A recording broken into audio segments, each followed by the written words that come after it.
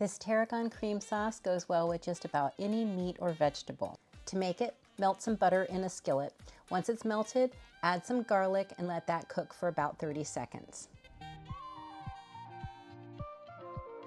Next, pour in some wine and let that cook for a few seconds to let the alcohol burn off.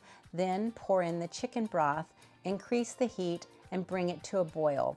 Let that boil for about 3 or 4 minutes to reduce down a little bit. Now adjust the heat to a medium-low and pour the cream in.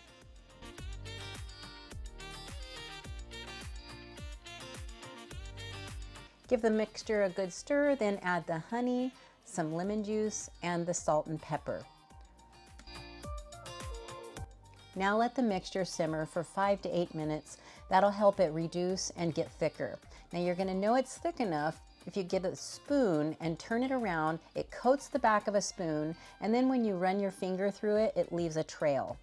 Take it off the heat and put in a dollop of butter and let that melt. This will help the sauce get nice and glossy.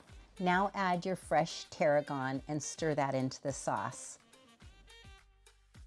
This sauce thickens up as it cools down a little bit. It is so good with chicken, pork, salmon, even vegetables.